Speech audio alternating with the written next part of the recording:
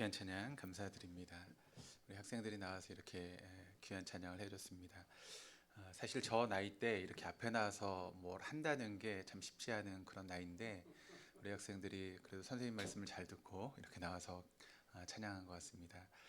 다시 한번 우리 학생들을 위해서 여러분 기도해 주시고 또 관심 계속 가져주시길 부탁드리고 우리 학생들처럼 혹시 다른 기관이 찬양하고 싶으시면 언제든지 환영합니다.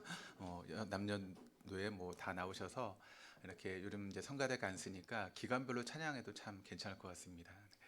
우리 옆에 있는 분들하고 인사하시겠습니다. 하나님 우리와 함께 계십니다. 좋으신 하나님의 은혜와 평강이 우리 모든 교우들과 함께 하시기를 다시 한번 주님의 이름으로 축원합니다. 펜들럼 현상이라고 하는 것을 혹시 들어보셨습니까? 이 펜들럼이라고 하는 것은 무엇인가 하면 시계추 있죠. 그 시계추가 이제 왔다 갔다 하면서 스윙하는 것을 이제 펜들럼이라고 하는데, 그러니까 사람의 이제 감성, 마음을 이제 그렇게 표현하기도 합니다. 그러니까 군중 심리라 그러죠. 이제 한쪽으로 이렇게 쏠리면서 왔다 갔다 하는 그런 모습들을 우리가 펜들럼이라고 이야기를 합니다. 예를 들어서 우리나라 이제 축구가 이제 월드컵에 나가기 위해서는 아시아를 이제 경쟁을 하지 않습니까? 그 아시아에서 이제 좋은 성적을 거두게 되면 금방이라도 세계 월드컵에서 뭐 좋은 성적을 거둘 것처럼 우승할 것처럼 사람들이 그렇게 이야기를 하지 않습니까? 그런데 막상 월드컵 대회에 나가서 이제 강대국과 이렇게 싸움을 해서 지게 되면 뭐라고 이야기를 하죠? 역시 세계의 벽은 높았다. 그러면서 우리는 아직까지 이제 세계의 수준은 미치지 못한다라고 하면서 금방 실망하는 그런 모습들을 보게 됩니다. 그런 것을 가르칠 때 이제 펜들럼이라고 그렇게 이야기를 하죠. 그리고 우리나라의 가장 시끄러운 문제는 부동산 문제인 것 같습니다. 부동산 문제 때문에 굉장히 시끄럽고 지금 어지러운 상태에 있습니다. 정부의 부동산 정책에 대한 두 개의 대조적인 사설을 읽어보았는데, 어떤 한 사설은 이제 정부의 부동산 정책이 잘못된 그런 방향으로 나가고 있다. 그래서 이 잘못을 인정하고 새로운 정책을 입안해야 될 것 같은데 자꾸 땜질식의 그런 정책을 펴다 보니까 오히려 부동산에 문제가 생기고 집값이 더 오른다라고 하는 그런 사설을 보게 되었고, 또 다른 한편에서는 이렇게 이야기를 합니다. 아직까지는 그 정책이 자리를 잡고 있지 않기 때문에 아직 효과가 나타나고 있지 않다. 조금만 더 기다려보면 그 정책이 옳은 방향으로 흘러가게 될 것이다 라고 이야기하는 그런 분들도 계십니다. 제가 볼 때는 조금 이렇게 잘못된 방향으로 가고 있는 것 같은데, 그런데 그것은 좀 시간을 두고 봐야 될 문제인 것 같습니다. 좀 시간을 두고 보면서 이게 어떻게 될 것인가를 좀 바라봐야 되는데, 우리는 너무나 한쪽으로 이렇게 쏠려서 그 정책에 대해서 쉽게 판단하고 결정하는 그런 우를 범할 때가 참 많이 있는 것 같습니다. 인생은 실패 때문에 실패하는 것이 아니라 실패에 대한 그릇된 그런 반응 때문에 인생이 실패하는 것을 우리가 보게 됩니다. 그러니까 실패를 해도 여러분 그 실패를 올바른 방향으로 우리가 보게 되면 실패를 딛고 일어서서 승리할 수 있는 그런 모습이 있게 된다는 것이죠.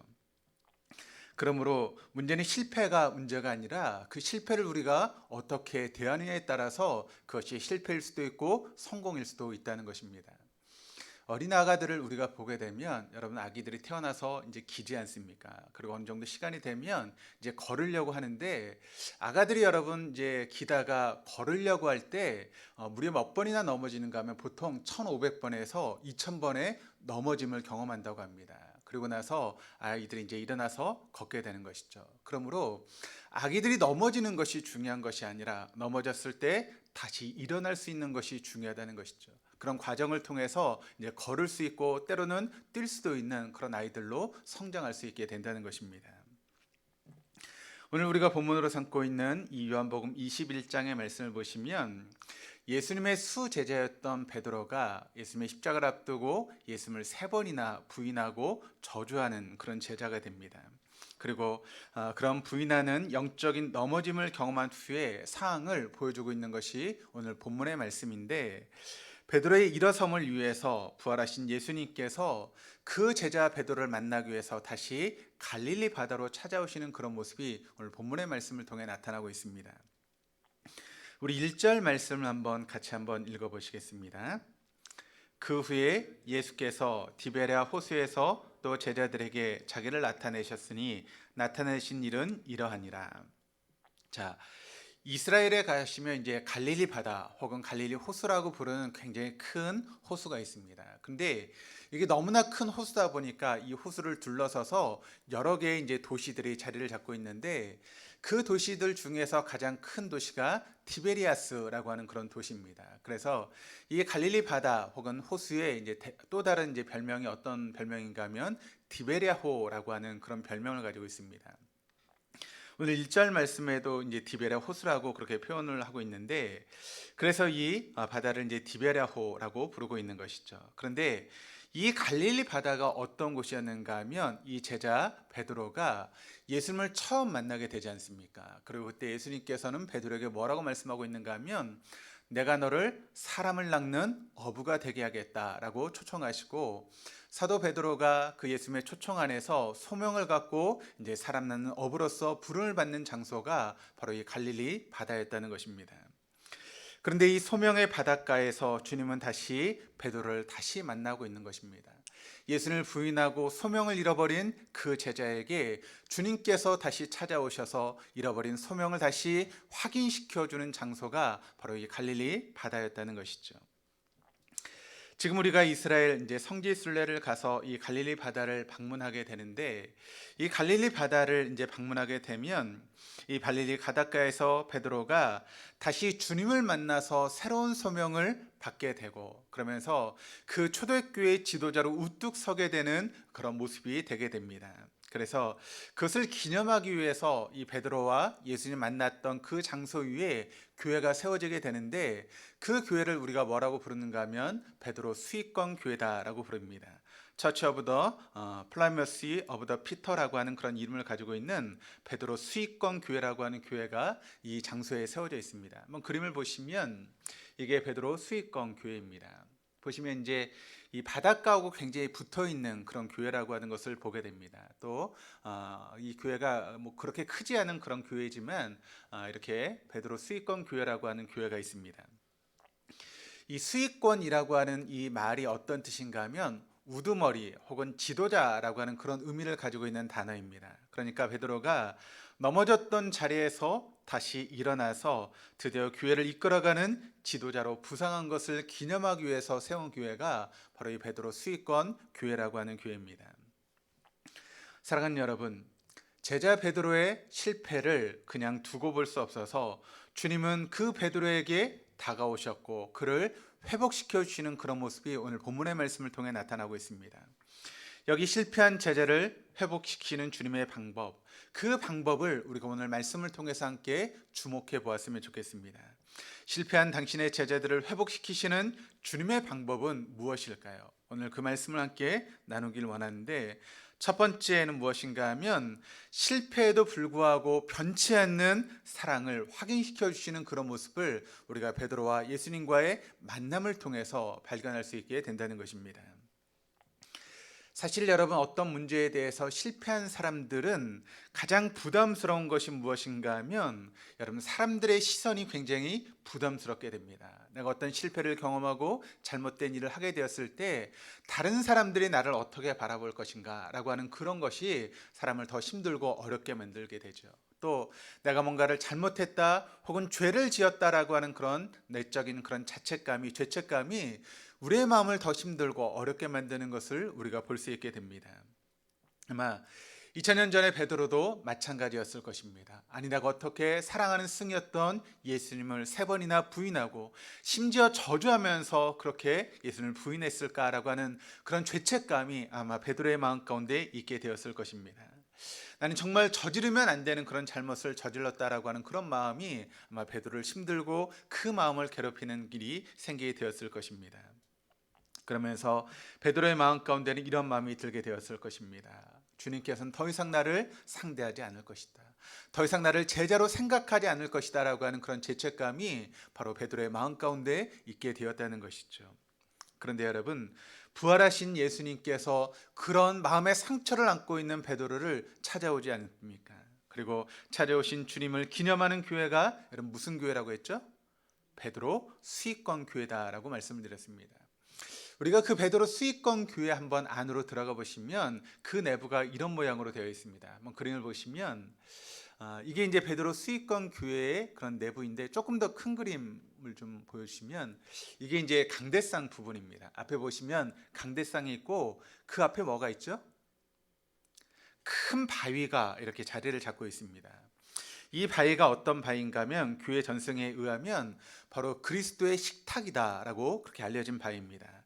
맨사 오브 크리스티 혹은 맨사 도미니라고 하는 그런 이름으로 불리고 있는 그리스도의 식탁이라고 불리는 그런 바위입니다.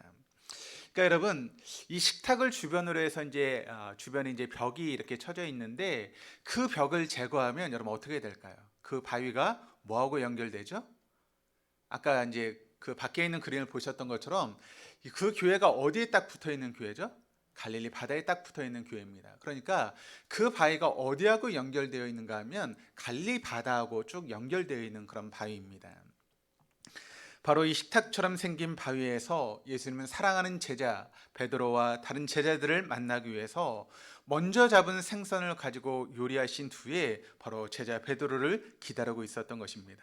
그리고 그 바위의 사세기에 교회가 지어지게 되는데 다시 그 교회를 헐고 1930년도에 바로 이 우리가 보고 있는 베드로 수익권 교회를 다시 세우게 된 것입니다. 그리고 그 30년도에 세워진 교회가 지금까지 쭉 이어오면서 많은 성지객들을 만나고 또 맞이하고 있는 것이죠. 그런데 이 바위 식탁에서 예수님께서 사랑하는 제자에게 물음을 묻지 않습니까?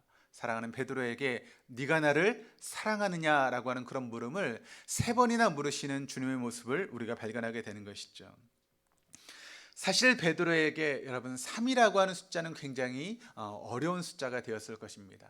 주님을 3번이나 부인했다라고 하는 그런 마음 때문에 3자라는 소리만 들어도 경기가 일으키는 그런 모습이 아마 베드로의 모습이었을 것입니다. 그런데 베드로를 찾아오신 주님도 동일하게 3번씩이나 베드로에게 물어보지 않습니까? 네가 나를 사랑하느냐? 네가 나를 사랑하느냐?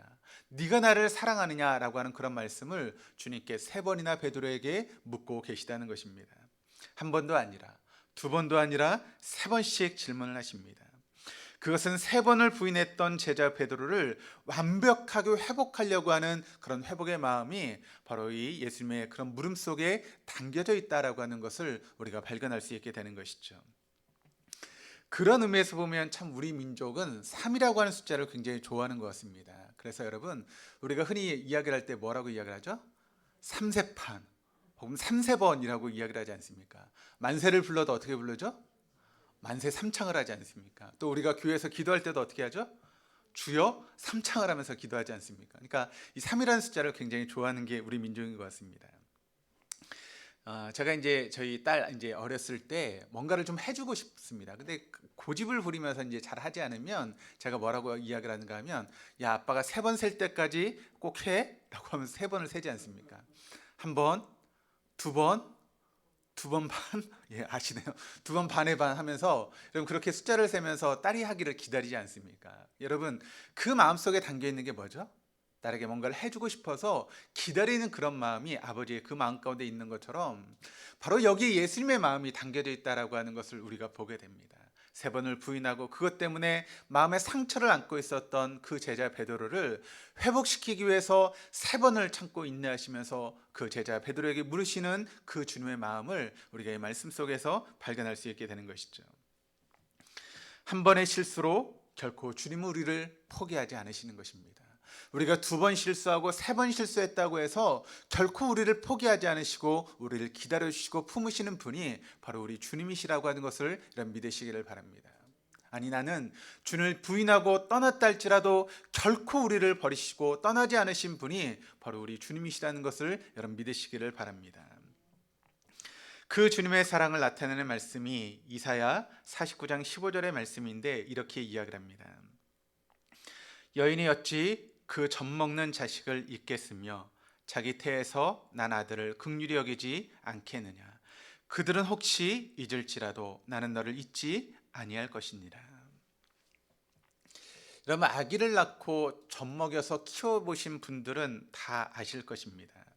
여러분 내가 정말 상고의 고통을 통해서 아기를 낳고 내 젖을 물려서 아기를 키워본 그 어머니들이 여러분 자식을 잊을 수 있습니까? 그것은 가능하지 않은 것이죠. 어머니들은 다 아실 것입니다. 그렇게 힘들게 키웠던 그 자식을 잊을 수 있는 여러분 부모가 어디에 있겠습니까? 그런데 성경 우리에게 뭐라고 말씀하고 있는가 하면 그렇게 키운 어미가 그 자식을 잊어버리는 한이 있다 할지라도 그러나 우리 주님은 결코 우리를 잊지 않으신다는 것이죠. 그러니까 어머니의 사랑을 뛰어넘는 것이 바로 주님의 사랑이고 하나님의 사랑이다라고 하는 것을 우리에게 가르치고 있는 그런 말씀인 줄 믿습니다. 그러니까 여러분, 이 이사야 49장 15절의 말씀 속에서 우리는 무엇을 느껴야 되는가 하면 우리를 사랑하시는 하나님의 사랑을 이 말씀 가운데 우리가 느낄 수 있어야 된다는 것입니다.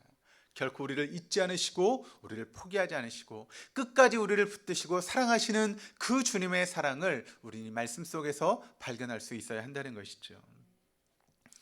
이것이 바로 예수님을 통해 우리에게 다가오시는 하나님의 애틋한 사랑의 모습이다라고 하는 것을 우리에게 말씀하고 있습니다. 그러니까 그럼 자식을 키워본 부모님들은 이런 마음을 다 이해할 수 있지 않습니까? 그 자식을 향하신 그 어머니들의 마음, 자식을 잊을 수 없는 그 어머니들의 마음을 우리가 다 알고 있는 것입니다. 아이들을 키우다 보면 아이들이 여러분 잘못하고 또 큰 실수를 할 때가 있지 않습니까? 그러면 부모님들 어떻게 하죠? 그 아이들을 야단치기도 합니다. 때로는 아이가 정말 잘못하고 그것이 고쳐지지 않으면 매를 들어서라도 여러분 아이들의 잘못된 그런 습성이라든가 습관들을 고치기 위해서 부모가 매를 드는 경우가 있습니다. 그러면 그 매를 맞은 아이들은 여러분 눈물을 흘리죠. 그러면서 가끔 뭐라고 이야기를 하죠? 엄마 아빠는 나를 사랑하지 않아 라고 그렇게 아이들이 이야기를 하지 않습니까? 그러면 여러분 그렇게 부모들이 매를 들어서 아이들을 때릴 때 아이들을 사랑하지 않기 때문에 부모가 그렇게 매를 들어서 때립니까? 그렇지 않죠. 사랑하는 마음이 있기 때문에 매를 들어 때리는 것입니다. 그러니까 부모는 그렇습니다. 아이가 매를 맞아서 아파서 울면 그 아이를 바라보는 부모의 마음은 더 찢어지고 아픈 것이 부모의 마음이 아니겠습니까? 그런 것처럼 부모들은 아이가 자랄 때 너무나 기뻐하면서 그 아이를 사랑하는 것이 부모의 모습이고 또 아이들이 잘못할 때는 너무나 슬퍼하면서 사랑하는 것이 바로 부모의 마음이다라고 하는 것을 우리가 아이를 키워보면서 느끼게 되는 것 아니겠습니까? 실패하여 다가서는 부모의 가슴 속에도 여전히 그 자식을 향한 사랑이 있고 또 승리해서 다가서는 그 부모의 마음 속에도 동일한 사랑이 깃들어 있다는 것입니다. 그 변함없는 사랑, 그 변치 않는 사랑, 부모의 사랑을 넘어서는 것이 바로 주님의 사랑이고 하나님의 사랑이다라고 하는 것을 우리는 예수님과 베드로의 만남을 통해서 발견할 수 있게 되는 것이죠. 사랑하는 여러분, 이 사랑 때문에 우리가 비록 넘어지는 한이 있어도 또 우리가 좌절하고 실패해도 다시 일어설 수 있는 능력이 바로 예수님의 사랑 가운데 있다라고 하는 것을 여러분 잊지 마시기를 바랍니다. 그렇습니다. 우리 주님은 결코 우리를 포기하지 않으십니다. 우리가 실패하고 때론 죄 가운데 넘어져서 방황하는 그런 순간이라도 결코 우리를 잊지 않고 우리를 포기하지 않으시는 분이 바로 우리 주님이시라는 것이죠. 그러므로 우리를 포기하지 않고 잊지 않으시는 그 주님 안에서 우리가 실패의 자리에서 넘어진 자리에서 다시 일어설 수 있는 우리 동독의 모든 교우들 다 되어줄 수 있기를 주님의 이름으로 축원합니다. 실패한 제자를 회복시키시는 주님의 방법 처방 두 번째는 불변의 사랑으로 새로운 사명을 맡기시는 주님의 사랑, 그 방법을 우리가 오늘 말씀을 통해서 발견하게 되는 것이죠. 매우 일상적인 상식으로 우리가 이야기를 하면 어떤 제자가 스승을 한 번, 그리고 두 번, 세 번이나 부인하고 저버리게 되었다면 그것도 저주하면서 부인하는 그런 모습이 있게 된다면 아마 그 제자에게 더 이상 기대를 거는 스승은 아마 없을 것입니다. 그러나 예수님은 다르셨다는 것이죠. 그분은 제자 베드로에게 찾아와 여전히 변함없는 그런 애정을 확인시켜 줄 뿐만 아니라 그에 대한 변함없는 기대까지 확인시켜 주시는 그런 모습을 오늘 말씀을 통해서 우리가 발견하게 됩니다. 내가 나를 사랑하느냐라고 세 번씩이나 물으신 그 주님에 대해서 제자 베드로가 뭐라고 대답을 합니까? 주님, 내가 주님을 사랑하는 줄 주님께서 아시나이다라고 그렇게 세 번이나 대답하죠. 그런데 그 세 번의 대답을 들으실 때마다 주님께서 베드로에게 하셨던 말씀이 있습니다. 어떤 말씀을 하고 있는가 하면 내 양을 먹이라, 내 어린 양을 먹이라 라고 하는 그런 말씀으로 주님께서 대답하시는 그런 모습을 우리가 보게 됩니다. 사랑하는 여러분, 주님이 갈릴리 바다에서 베드로를 처음 만났을 때 그에게 주셨던 사명은 어떤 사명이었다라고 말씀을 드렸습니까? 사람 낚는 어부의 사명을 주셨다라고 말씀을 드렸습니다. 그러니까 우리가 좀 쉽게 이야기를 하면 전도자의 사명을 베드로에게 주셨던 그 첫 만남을 우리가 기억하고 있습니다. 그런데 이제는 실패해서 돌아왔던 그 제자, 그런데 그 실패했던 제자를 다시 일으켜 세우시면서 주님은 새로운 사명으로 베드로에게 다가오시면서 그에게 새로운 사명을 주고 계시다는 것입니다. 그것은 무엇인가 하면 내 사랑하는 양들을 먹이라고 하는 목양의 새로운 사명을 베드로에게 허락하시는 주님의 모습을 우리가 발견할 수 있게 되는 것이죠. 여러분, 전도자의 사명과 목양의 사역, 여러분 어느 것이 더 어려운 사명일까요? 전도자의 사명과 목양의 사역, 어느 것이 더 위대한 사명일까요? 대답하기 어려우십니까? 그럼 제가 질문을 좀 바꾸겠습니다. 우리 어머니들 한번 대답하시기를 바랍니다. 우리 어머니들 대답하실 때 여러분, 아이를 낳는 것이 어렵습니까? 아니면 아이를 키워나가는 것이 어렵습니까? 뭐가 더 어렵죠? 예, 아이를 키우는 게 훨씬 더 어렵죠. 아마 키워본 어머니들은 다 아실 것입니다. 물론 아기를 낳는 것은 여러분 상고의 고통이 말할 수 없는 고통이기 때문에 힘들고 어렵습니다. 그런데 그것은 육체적인 고통이죠. 그런데 아이를 키우다 보면 육체적인 고통뿐만 아니라 우리의 마음이 찢어지는 그런 경험들을 아이를 키우면서 우리가 하게 되는 것 아니겠습니까? 그러니까 우리가 이제 우리 어머니들을 보면 아이를 낳는 것보다 키우는 것이 훨씬 더 어렵고 힘들다라고 하는 것을 다 알고 있습니다. 그래서 어머니들이 어떤 이야기를 하죠? 아기를 뱃속에 있을 때가 편하다라고 하는 그런 말씀을 하지 않습니까? 그러니까 뱃속에 10달 동안 넣고 다닐 때가 훨씬 더 쉬웠다라고 하는 그런 말씀들을 어머니들이 하시는 것을 우리가 보게 됩니다. 그렇습니다. 물론 전도자의 사명이 굉장히 어렵고 힘든 사명이고 중요한 사명이지만, 그러나 그것보다 훨씬 더 어렵고 힘든 사명은 어떤 사명인가 하면 바로 목양의 사명이라는 것입니다. 그런데 예수님이 제자 베드로에게 그와 같은 사명, 새로운 사명을 다시 맡기시는 그런 모습이 오늘 말씀을 통해서 나타나고 있는 것이죠. 그러면서 제자 베드로에게 내 어린 양을 먹이라고 하는 그런 새로운 사명을 허락하시는 그런 모습이 오늘 본문의 말씀을 통해 나타나고 있는 것입니다. 사랑하는 교회 여러분, 주님은 우리의 실패 때문에 우리에게 어떤 주셨던 미션을 거두어 가시는 분이 결코 아니십니다.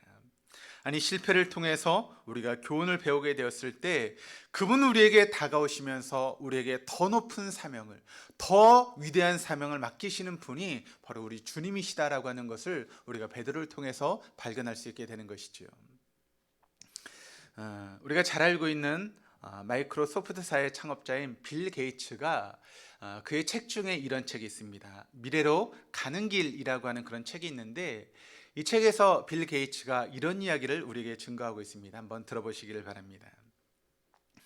나는 기업을 경영하던 초기에는 성공의 가능성, 성공의 경험만으로 사람을 쓰고자 했지만, 그러나 이제는 생각이 달라졌다.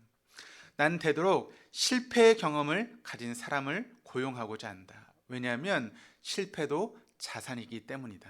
그러나 난 무조건 실패한 사람을 쓰겠다는 것은 아니다. 난 그들에게 실패를 통해서 무엇을 배웠는가를 먼저 묻고자 한다라고 이야기를 하고 있습니다. 그러니까 초기에는 그저 성공했던 사람들을 이렇게 쓰려고 노력했고, 성공했던 사람들을 사용했지만, 그러나 기업을 경험하면서 많은 경험들을 하면서 빌 게이츠가 느낀 것은 무엇인가 하면 실패를 경험했던 사람들이 더 위대한 사람일 수 있다라고 하는 것을 느끼게 되었다는 것이죠. 그런데 그저 실패를 경험한 것이 중요한 것이 아니라 그 실패를 통해서 무엇을 배웠는가, 그 실패를 통해서 무엇을 깨달았는가, 그 실패를 통해서 얻은 것이 무엇인가를 중요하게 생각한다는 것입니다. 그리고 그 실패를 통해서 무언가를 배운 사람이 있다면 그 사람을 내 회사에 쓰기를 원한다라고 하는 그런 이야기를 하고 있는 것입니다.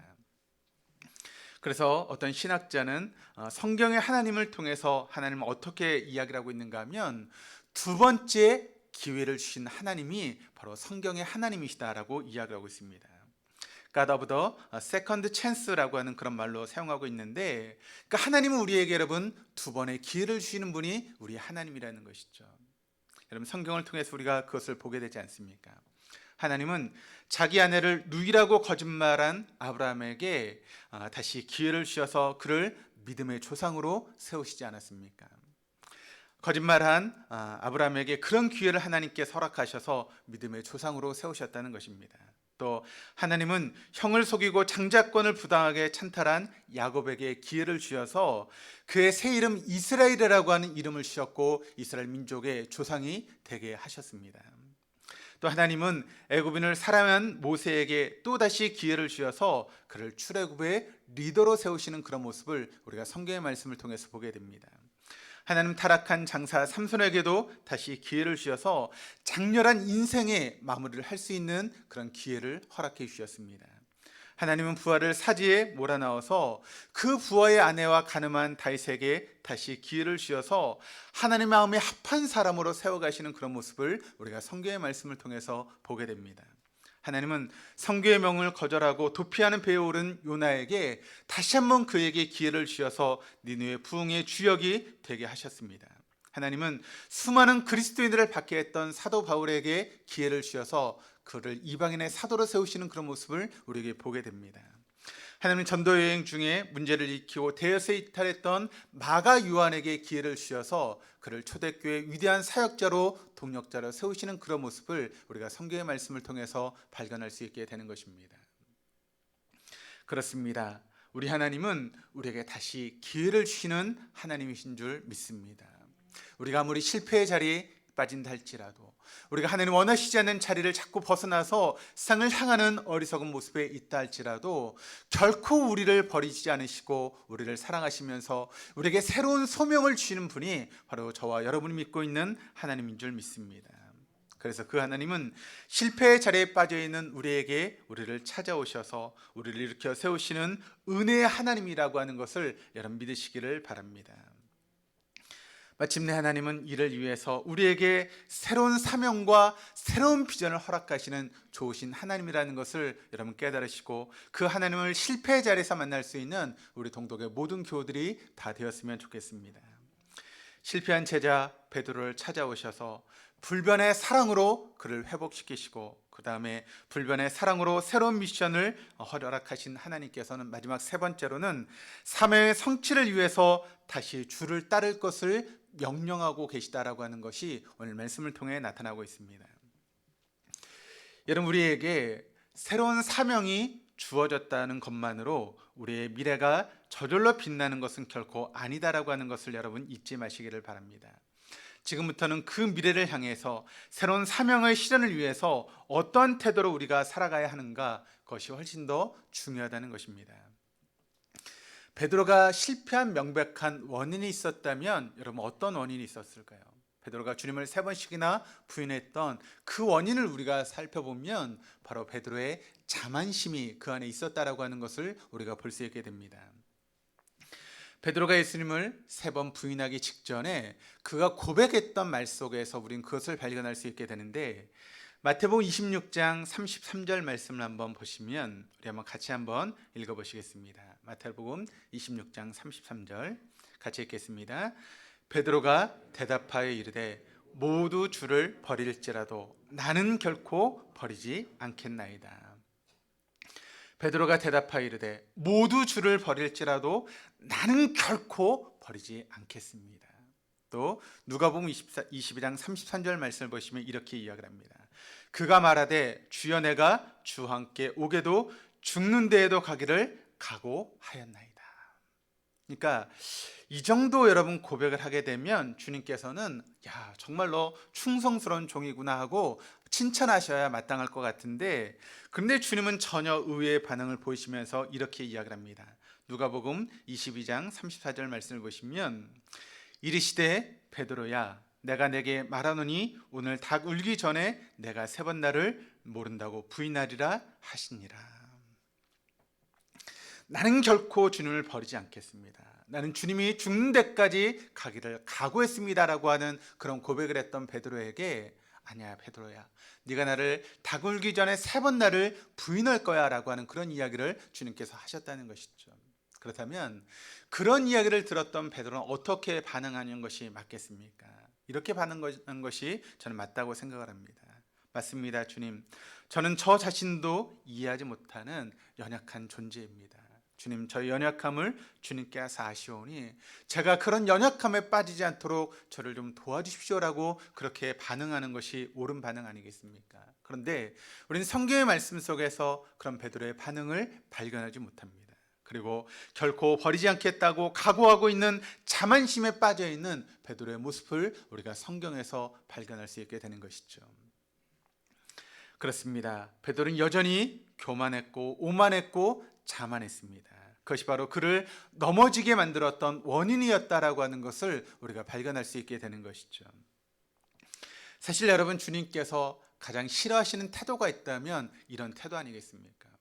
주님 앞에 교만하고 오만하고 자만한 그런 태도를 주님께서 싫어하신다는 것입니다. 그래서 사도 바울은 고린도전서 10장 12절 말씀을 통해서 이렇게 이야기합니다. 그런즉 선줄로 생각하는 자는 넘어질까 조심하라. 우리가 선줄로 생각하고 있다면 우리는 얼마든지 넘어질 수 있는 그런 존재이기 때문에 항상 조심할 필요가 있다라고 하는 것을 말씀하고 있는 것입니다. 그러나 이제 실패를 통해서 교훈을 얻은 베드로에게 주님은 요한복음 21장 18절 말씀을 통해서 이런 이야기를 하고 있습니다. 내가 진실로 진실로 내게 이르노니 내가 젊어서는 스스로 띠띠고 원하는 곳으로 다녔거니와 늙어서는 내 팔을 벌리리니 남이 내게 띠띠우고 원하지 않는 곳으로 데려가리라. 자, 이 말씀을 보시면 아주 대조적인 두 개의 단어가 나오고 있는데 어떤 단어인가 하면 젊어서는 이라고 하는 단어와 그 다음에는 늙어서는 이라고 하는 단어가 나오고 있습니다. 그러니까 젊어서는 스스로 띠띠고 원하는 곳으로 마음대로 다녔다는 것입니다. 그러니까 네 생각대로, 네 충동대로, 네 마음대로 다녔어. 그런데 그것이 바로 너의 실패의 원인이었다는 것입니다. 그런데 이제 늙어가는 이 시점에서 나는 내 인생이 내 마음대로 살아가도록 그냥 버려두지 않을 거야. 이제는 내가 네 인생 가운데 개입해서 너를 이끌어 가실 거야 라고 하는 그런 말씀을 주님께서 말씀하고 있다는 것이죠. 왜 그럴까요? 그 이유가 그 다음 절인 19절 말씀을 통해 나타나고 있는데 이렇게 이야기를 합니다. 이 말씀을 하시면 베드로가 어떠한 죽음으로 하나님께 영광을 돌릴 것을 가리키심이로라. 이 말씀을 하시고 베드로에게 이르시되 나를 따르라 하시니라.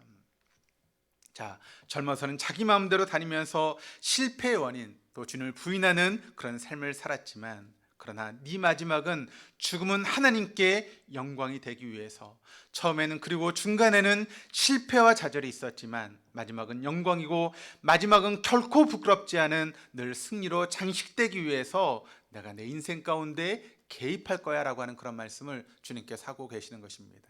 그러니까 주님께서 마지막으로 뭐라고 말씀하고 있습니까? 그러니까 너는 나를 따르라고 말씀하고 있는 것입니다. 이제는 옛날 같은 자세가 아니라 자신만만한 태도가 아니라 내 연약함을 알기에 주를 의지하고 내 부족함을 알기에 그분의 지혜를 구하면서 겸손히 나를 의지하고 따라오지 않기니, 이것이 바로 베드로에게 말씀하시는 주님의 말씀이라는 것입니다. 그렇습니다. 여러분, 우리가 가져야 될 자세가 바로 이와 같은 자세 아니겠습니까? 나의 부족함을 깨닫고 나의 연약함을 깨닫고 내가 주님이 아니면 살 수 없다라고 하는 그런 고백을 가지고 주님을 따라가는 것, 그것이 바로 우리가 해야 될 삶의 모습인 줄 믿습니다. 지금까지는 내 방법대로, 내 생각대로, 내 교만한 마음대로, 내 고집대로 인생을 살아갔다면 이제는 주님 안에서 모든 것을 내려놓고 주님이 인도하시는 대로 따라가는 그런 순종함과 겸손함이 바로 우리에게 필요한 것 아니겠습니까? 그리고 내가 그대에게 맡겨준 진정한 미션, 나를 사랑한다면 이제부터 내가 사랑하는 양떼를 돌보고 먹이라고 하는 그런 새로운 미션을 주님께서 허락하고 계시는 것입니다. 동일하신 주님은 오늘 이 땅에서 삶을 사는 당신의 제자들에게 동일한 숙제를 지금도 우리에게 요구하고 있는 것 아니겠습니까? 너 아직도 나를 사랑하니? 그러면 내 어린 양을 먹이라고. 내가 사랑하는 사람들, 내 대신 내 손이 되어서 그들을 잡아주고 또 피곤하고 방황하고 연약해서 붙들어야 될 수많은 이웃들을 그들을 돌보고 사랑하며 그들을 먹이는 그런 일을 네가 해야 되지 않겠니? 이렇게 말씀하시는 주님의 음성을 우리가 들어야 되는 것 아니겠습니까? 주님이 던지신 질문, 네가 나를 사랑하느냐라고 하는 이 말을 바꾸면 내가 사랑하는 사람들을 네가 사랑해야 되지 않겠니라고 하는 말씀 아니겠습니까? 한 가지 이야기를 하고 말씀을 마치도록 하겠습니다. 우리가 잘 알고 있는 톨스토이가 세 가지 질문이라고 하는 그런 이야기를 했습니다. 그 말씀으로 오늘 말씀의 결론을 맺어보려고 합니다.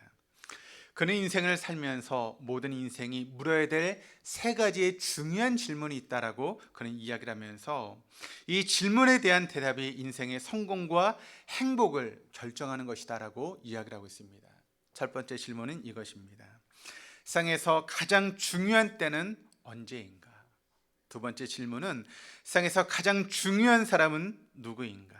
세 번째 질문은 세상에서 가장 중요한 일은 무엇인가? 라고 하는 이 세 가지 질문을 자기 자신에게 물을 수 있어야 한다는 것입니다. 그리고 그 대답은 베드로를 향하신 주님의 대답과 다르지 않습니다. 톨스토이는 이렇게 대답을 하고 있습니다. 세상에서 가장 중요한 때는 바로 지금 이 순간이다. 그리고 세상에서 가장 중요한 사람은 바로 내가 만나고 있는 내 주변의 사람들이다. 그리고 세상에서 가장 중요한 일은 지금 만나고 있는 그 사람들을 사랑하는 것이다. 그렇습니다. 주님께서 우리에게 우리 주변의 사람들을 허락하셨습니다. 그것이 내 아내일 수 있고 내 남편일 수 있고 우리의 부모일 수 있고 우리의 자식일 수 있습니다. 그렇다면 우리 주변에 있는 사람들이 하나님께서 우리에게 주신 가장 소중한 사람이라고 하는 것을 여러분 잊지 마시기를 바랍니다. 우리 동독 공동체라고 하는 이 공동체 안에서 우리를 만나게 하신 하나님의 놀라운 뜻이 있을 것입니다. 그리고 우리 공동체 안에 있는 모든 사람들은 하나님께서 우리에게 주신 가장 소중한 사람이라고 하는 것을 여러분 잊지 마시기를 바랍니다. 그리고 우리가 해야 될 가장 소중한 일은 우리 주변에 있는 그 사람들을 지금 사랑하는 것, 그것이 바로 우리가 해야 될 가장 소중한 일이라고 하는 것을 여러분 잊지 마시기를 바랍니다. 주님은 지금도 우리에게 질문하고 계십니다.